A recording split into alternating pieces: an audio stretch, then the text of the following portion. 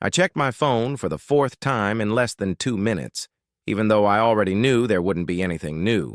No message, no missed call, no running late. Just the same quiet screen reflecting back at me while the empty chair across the table slowly started to feel heavier than it should. My name is Ethan Caldwell. I'm 27, a freelance product photographer, and I live alone in a small studio apartment on the east side of Portland, Oregon. It's the kind of place where the kitchen, bedroom, and workspace all blend into one, and most days, the only voice I hear is my own when I'm editing photos at 2 a.m. I'm not the kind of guy who goes out on dates often. In fact, tonight wasn't even supposed to happen. I met her, Sophie, about a week ago while shooting photos for a small handmade jewelry brand. She was helping the owner set up pieces for the shoot, and we ended up talking longer than expected. It wasn't anything dramatic, just easy conversation, comfortable, the kind that makes you think, maybe I should try this again. When she suggested grabbing coffee sometime, I said yes before I had the chance to overthink it. And now here I was, sitting at a small wooden table near the window of a softly lit cafe on Northwest 23rd Avenue, watching strangers walk past while the seat across from me stayed empty. At first, it didn't bother me. 5 minutes late, normal. 10, still fine. By the 15-minute mark, I had already rehearsed a dozen casual ways to say, "Hey, no worries if you're running late." At 25 minutes, I stopped rehearsing. At 40, I stopped pretending. I picked up the glass of iced water in front of me, noticing how most of the ice had already melted. I hadn't even taken more than 2 sips. The condensation had formed a small ring on the table, like a quiet reminder of how long I'd been sitting there. A waiter passed by and gave me a polite, almost sympathetic smile. "You want to order anything else?" he asked gently. I forced a small nod. Maybe just another coffee." "Sure thing." I knew what he was really asking. Is someone still coming? Or are you just waiting for something that isn't happening? I leaned back in my chair, trying to look relaxed, like I wasn't counting every passing minute. Around me, the cafe buzzed with low conversations and the soft hum of indie music playing through hidden speakers. A couple at the next table laughed over something on a phone screen. 2 friends near the counter argued playfully about weekend plans. Everyone seemed to belong somewhere, except me. I glanced at my phone again, even though I told myself I wouldn't. Still nothing. No apology, no explanation, just silence. A small part of me started doing what it always does, searching for reasons. Did I say something weird that day? Was I too quiet? Too eager? Did she just change her mind? I exhaled slowly and rubbed the back of my neck. This was exactly why I didn't do this. It wasn't even about rejection. It was the awkwardness of it. The sitting alone while everyone around you pretends not to notice. The feeling of being slightly out of place in a room full of people who seem perfectly settled. The waiter returned with my coffee and placed it gently on the table. "Here you go." "Thanks." He hesitated for half a second, like he wanted to say something else, then gave a small nod and walked away. I wrapped my hands around the warm cup, letting the heat settle into my fingers. Outside the window, the sky had turned a soft shade of deep blue, and the streetlights had just started to glow. People passed by in light jackets, some alone, some in pairs, moving with purpose. I wondered if Sophie had ever even left her apartment, or if she'd decided, somewhere between agreeing to this and actually showing up, that it wasn't worth it. I checked the time again. 48 minutes. That was long enough to stop calling it late. That was just not coming. A quiet, almost embarrassed laugh escaped me as I leaned back in my chair. "Nice one, Ethan," I muttered under my breath. I reached for my phone again, this time not to check for messages, but to end it. Maybe send something simple like, "Hey, I'm here. Not sure if something came up, but I'm heading out." Something that sounded casual enough to protect whatever was left of my dignity. My thumb hovered over the screen. Then I stopped, because suddenly it didn't even feel necessary. If she wanted to explain, she would. If she cared, she would have said something by now. I locked my phone and set it down on the table. That was it. I was done. I took one last sip of my coffee, now slightly too hot, and reached for my jacket draped over the back of my chair. The familiar instinct to leave quietly, without making a scene, kicked in. Just stand up, walk out, pretend it didn't bother you. I pushed my chair back slightly, the legs scraping softly against the floor, and that's when I heard it, a voice, calm, clear, right behind me. "Is this seat still available?" I froze for half a second, not because the question was unusual, but because of the timing. It landed right in the middle of that quiet moment where I had already decided the night was over. I turned around. She stood there with one hand lightly resting on the back of the empty chair across from me. Dark brown hair pulled back loosely, a few strands framing her face. She wore a simple cream-colored sweater and carried herself with an ease that didn't feel forced. Her expression wasn't overly cheerful. Not overly serious either. Just genuine, like she wasn't trying too hard to be anything. I blinked, caught slightly off guard. Yeah, I said, straightening up a bit. "Yeah, it is." She gave a small nod, almost as if she expected that answer, and gently pulled the chair out. "Thanks." For a brief moment, I just watched as she sat down, placing her phone on the table and glancing around the cafe before her eyes settled back on me. There was a short pause. Not awkward exactly, but undefined. Then she tilted her head slightly, studying me with a quiet kind of curiosity. "I hope you don't mind," she said, her tone calm. "You just looked like you could use the company."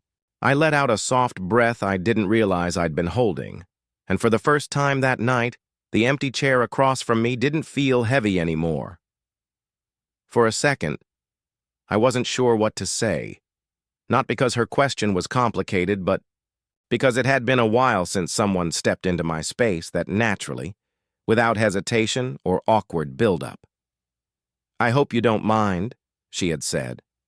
I shook my head lightly, a small smile forming despite everything that had happened just minutes ago. "No, I don't mind." She gave a soft nod, like that was enough confirmation, and leaned back slightly in her chair. Up close, I noticed her eyes had that focused, observant look, like she paid attention to details most people ignored. "I'm Lena," she said, extending her hand casually across the table. "Ethan." Her handshake was firm, quick, and unpretentious. No lingering, no overthinking. "Nice to meet you, Ethan." There was a brief pause after that, one of those moments where a conversation could either fall flat or take shape depending on what came next. She glanced at the second cup of coffee in front of me, then at the untouched seat she had just taken. "Let me guess," she said, one eyebrow lifting slightly. "Someone was supposed to be sitting here before me." I let out a quiet breath through my nose, almost a laugh. "Was it that obvious?" "Not at first," she said. "But you checked your phone about, I don't know, maybe 15 times in 10 minutes? I shook my head, smiling faintly. "That bad?" "Not bad," she replied, a hint of amusement in her voice. "Just familiar." That word stuck with me for a second. "Familiar?" I asked. She shrugged lightly. "People waiting for someone who might not show up tend to have the same rhythm. Checking the door, checking the phone, pretending they're not doing either." I leaned back in my chair, folding my arms loosely. "So you've studied this before?" A small smile tugged at the corner of her lips. "Let's just say I noticed things." There was something about the way she said it. Not defensive, not proud, just matter of fact. I nodded slowly. "Well, your observation is accurate." "No message?" she asked. I shook my head. "Nothing." She didn't react with exaggerated sympathy or forced concern. No, "That's awful," or "You deserve better." Just a simple nod, like she understood more than she needed to say. "Then I guess I showed up at the right time," she said. I raised an eyebrow slightly. "Right time for what?" She leaned forward just a little, resting her elbows lightly on the table. "For a better conversation." That caught me off guard, not in a dramatic way, but enough to make me pause. I glanced at her for a moment, trying to figure out if she always spoke this directly or if it was just the situation. "Confident," I said. "Honest," she corrected, without missing a beat. I couldn't help but smile at that. The waiter returned, briefly interrupting the moment. "Can I get you something?" he asked Lena. "Yeah," she said, glancing at the menu quickly before closing it.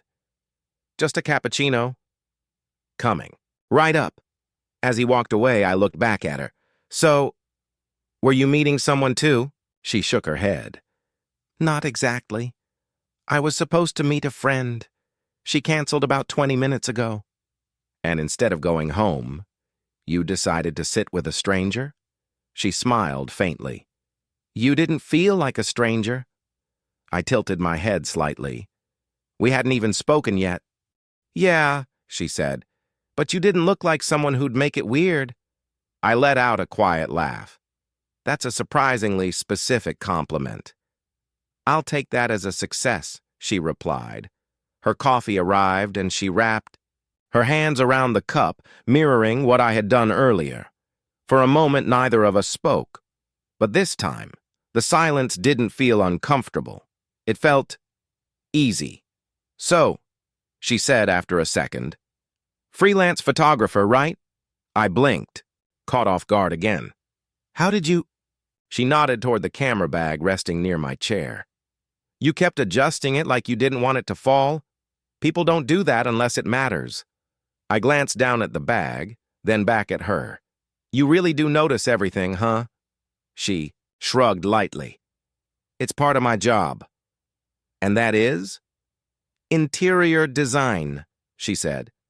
"Well, technically junior designer, mostly assisting, trying to prove I know what I'm doing." I nodded. "That sounds familiar in a different way," she smiled slightly. "Yeah? Freelancing is basically me trying to prove I know what I'm doing, all the time."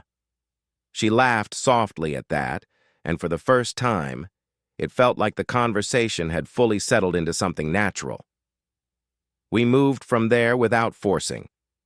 Talking about work turned into talking about why we chose our jobs in the first place. I told her how I liked the freedom, being able to choose projects, set my own schedule, but also how unpredictable it could be. Some months felt stable. Others felt like I was starting over from scratch. She listened, not just nodding along, but actually paying attention. "I get that," she said. "I'm working at this firm where everyone seems 10 steps ahead. Like they already know exactly what they're doing, and I'm still figuring out the basics." "You probably know more than you think," I said. She looked at me for a second, like she was deciding whether to believe that. "Maybe," she said.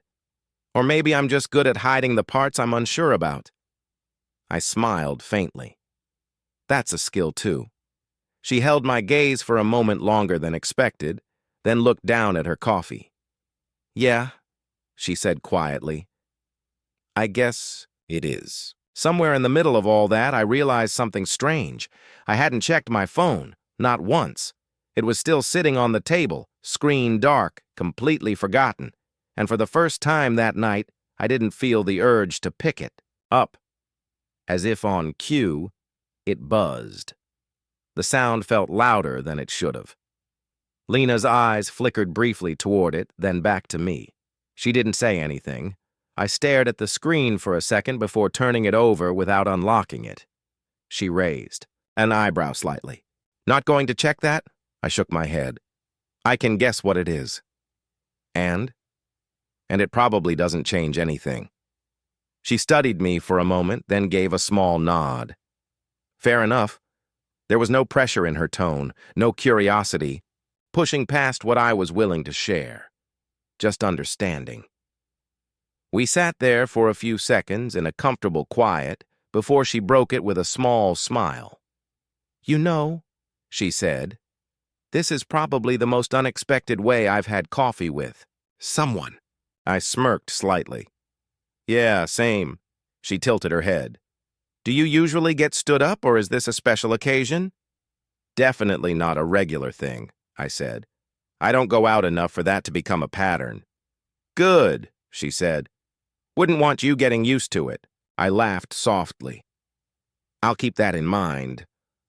Another pause settled in, but again, not awkward, just steady.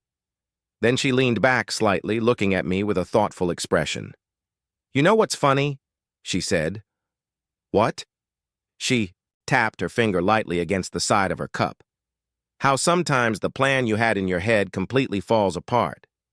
I watched her, waiting for her to finish, and it ends up being the reason something better happens instead. I didn't respond right away, because for the first time that night I wasn't thinking about the person who didn't show up. I was thinking about the one who did. For a while, neither of us rushed to leave. That was the strange part. Usually, moments like this come with an unspoken timer, an awareness that whatever connection just happened has a limit. That eventually, one person checks the time, the other agrees, and it all fades into a polite goodbye. But this didn't feel like that. Lena was tracing the rim of her cup absent-mindedly, her gaze drifting toward the window where the evening had settled into a calm, steady rhythm. The cafe had thinned out slightly, the earlier crowd replaced by quieter conversations, and the occasional clink of cups being cleared away. I glanced at my phone again, still face down, still ignored. "You ever notice," I said, breaking the silence, "how some places feel completely different depending on who you're sitting with?" She looked back at me, a faint smile forming. "Yeah," she said. "Same room, same lights, different energy." "Exactly." She leaned back slightly, crossing one leg over the other. "So," she added, "does this place feel different now?" I thought about it for a second. It did. Not because anything around us had changed, but because I wasn't sitting there waiting anymore. "Yeah," I said honestly. "It does." Her smile lingered for a moment, then softened into something. "Quieter? Good," she said. Another pause settled between us, but it wasn't empty. It felt like both of us were aware of something shifting, something neither of us was trying to define too quickly. After a moment, Lena glanced toward the door. "Want to get some air?" she asked. I nodded almost immediately. "Yeah, we..." Stood up at the same time, a small, almost synchronized movement that made me smile without thinking. I grabbed my jacket, slung my camera bag over my shoulder, and we headed toward the counter. "I've got this," I said, reaching for my wallet. She shook her head lightly. "You already ordered before I showed up."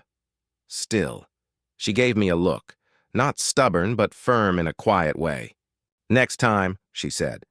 I paused for half a second. Next time. It wasn't said like a question. It was said like a possibility. I nodded. "All right. Next time." We stepped outside together, and the cool night air hit just enough to feel refreshing. The street was alive in a calm, steady way, nothing loud or chaotic, just people moving through their evenings. A couple walked past us laughing softly. A guy stood near the corner playing guitar, his case open with a few scattered bills inside. The soft hum of distant traffic blended with the occasional passing conversation. We started walking without really deciding on a direction. Side by side. No rush. "I almost didn't come tonight," I said after a minute. She glanced at me. "To the cafe?" "Yeah." "Why not?" I exhaled lightly. "I don't know, I guess it just felt easier to stay home. Avoid the whole situation." She nodded slowly. "I get that." I looked at her. "You do?" "Yeah," she said. "I've had a lot of nights where going out felt like more effort than it was worth."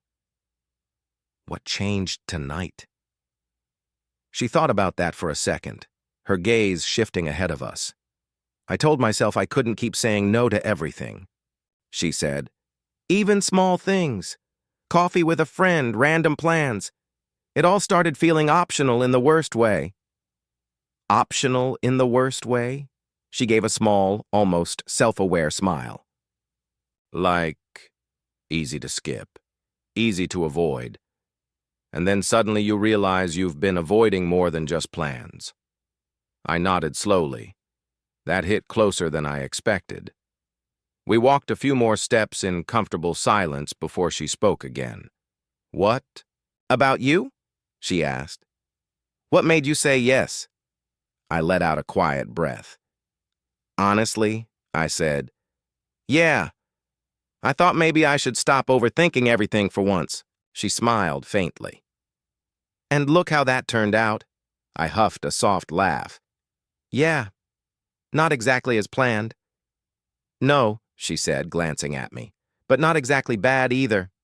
I met her eyes for a second. "No," I admitted. "Not bad at all." We slowed near a corner where the street opened up slightly. A food truck stood parked under a soft overhead light. A small line of people gathered nearby. The smell of grilled food drifted through the air, mixing with the cool evening breeze. Lena glanced toward it. "You hungry?" I shook my head lightly. "Not really." "Me neither," she said. "Just asking." We both smiled at that, one of those small, unnecessary exchanges that somehow felt important anyway. After a moment, we moved on, continuing. Down the sidewalk. My phone buzzed again, this time louder, more insistent. I stopped walking. Lena noticed immediately, turning slightly toward me. "That the same person?" I nodded. For a second, I just stood there, staring at my pocket, like the phone inside had more weight than it should. "You gonna check it?" she asked gently. I pulled it out slowly, the screen lighting up as soon as I looked at it. Sophie. 3. Messages now. I opened them. A long explanation. Something about getting caught up, losing track of time, things coming up unexpectedly. I read through it once. Then again, and for some reason, it didn't land the way I thought it would. A couple of hours ago, I would have analyzed every word, tried to figure out if it was genuine, if it meant something. Now, it just felt distant, like it belonged to a different version of the night. I locked the phone. "You don't look convinced," Lena said quietly. I slipped it back into my pocket. "I don't think it matters anymore," I said. She studied my face for a moment like she was making sure I actually meant that. "And you're okay with that?" she asked. I thought about it. Not in a rushed way, not in a defensive way, just honestly. "Yeah," I said. "I think I am." Her expression softened slightly. "Good," she said. We stood there for a second, the noise of the street moving around us while something quiet settled between us. Then she took a small step forward, closing a bit of the distance. "So," she said, her tone lighter now, "what happens next?" I smiled faintly. "That's a good question." She tilted her head slightly, waiting. I hesitated, not because I didn't know what I wanted to say, but because I wanted to say it right. "Can I see you again?" I asked, simple, direct, real. For a brief moment, she didn't answer. Not out of uncertainty, but like she was letting the question sit exactly as it was. Then she smiled. "Yeah," she said. "I'd like that." Something about the way she said it, calm, certain, made it feel real in a way I wasn't used to. Not rushed, not forced, just right. I pulled my phone out again, this time without hesitation. "Number?" I said. She laughed softly. "Smooth." Trying my best. We exchanged phones, entering our contacts. Her name appeared on my screen. Lena Brooks. I looked at it for a second longer than necessary before locking my phone again. Don't make me wait 40 minutes next time, I said, half joking. She raised an eyebrow. I think I've already proven I'm better than that. Fair point. We both smiled. For a moment, neither of us moved, like we both understood that this was the part where the night could end, but didn't have to feel like something was being cut short. I should probably head back, she said after a second. Yeah, I replied. Me too. She took a small step back, then paused. I'm glad I asked about that seat, she said. I smiled. Me too. She gave a soft nod, then turned and started walking down the street, blending naturally into the flow of people. I watched her go, for a second before turning in the opposite direction. The night felt different now. Lighter. Quieter in the right ways. I slipped my hands into my jacket pockets as I walked, my phone resting there. Silent for once, no longer demanding my attention. Showed up expecting a date that never came, and somehow, I left with something I didn't even know I was missing.